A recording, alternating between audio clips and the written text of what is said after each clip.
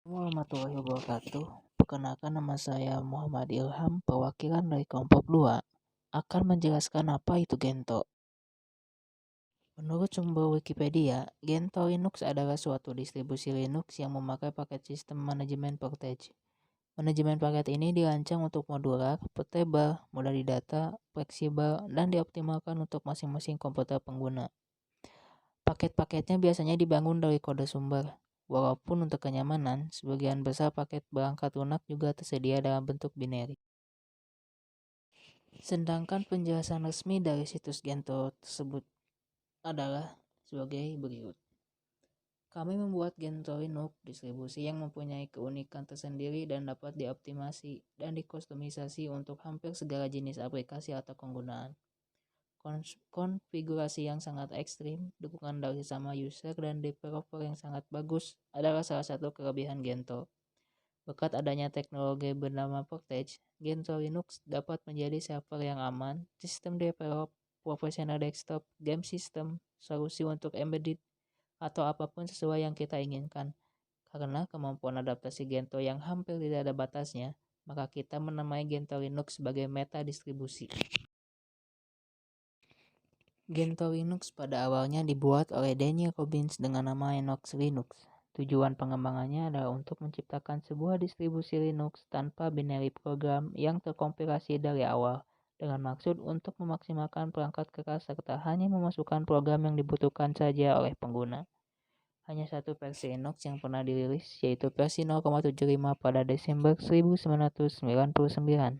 Masalah lamanya kompilasi kode sumber dengan GNU Compile Collection yang digunakan sebagai compiler, Daniel Robbins dan pengembang lainnya bereksperimen untuk melakukan forking GCC yang kemudian dikenal dengan nama compiler EGCC yang dikembangkan oleh Cygnus Solutions. Pada saat itulah Enox berganti menjadi Gentoo Linux. EGCS kemudian menjadi bagian dari versi resmi GCC. Dengan EGCS ini, distribusi Linux lain mendapatkan kecepatan program yang sama baiknya. Setelah ditemukan cacat program pada sistem Gentoo-nya, Robbins menonaktifkan pengembangan lebih lanjut beberapa bulan lamanya dan beralih ke FreeBSD untuk memodifikasi fitur sistem auto boot Gentoo dengan menambahkan beberapa fitur milik FreeBSD. Gentoo Linux 1.0 dirilis pada 31 Maret 2002. Pada tahun 2004, Robbins mendirikan organisasi non-profit Gentoo Foundation lalu membinakan seluruh hak cipta distribusi Gentoo-nya ke organisasi ini dan mengumumkan dirinya sebagai pemimpin proyek Gentoo Linux. Kelebihan Gentoo Linux: pertama, distro Linux Gentoo menuntut dan memaksa para penggunanya untuk lebih belajar serta lebih mengetahui cara sistem operasi Linux secara lebih mendalam. Kedua, setiap software yang terinstall pada Gentoo Linux bisa dikompil lalu install dari kode sumber atau source code.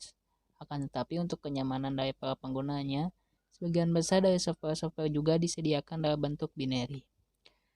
Gentoo Linux adalah salah satu distro yang memiliki sistem pengupdatean yang sangat cepat. Apabila salah satu dari software yang bisa disediakan oleh Gentoo telah merilis versi terbarunya, maka kurang lebih dalam waktu 1 hingga 2 hari, Gentoo sudah menyediakan software tersebut pada mirror repository-nya.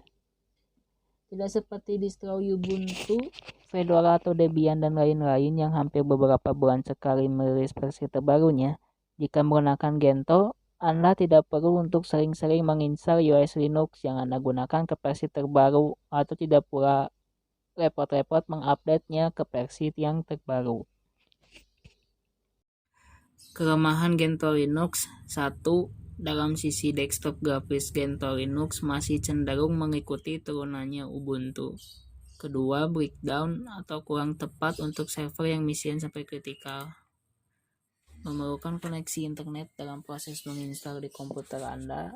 Terakhir, Linux ini lebih cocok bagi pengguna yang maniak dengan Linux, programmer, dan developer. Berikut adalah fitur-fitur Gentoo dari Linux. Dan berikut adalah UI yang saya peroleh dari internet mengenai Gentoo Linux.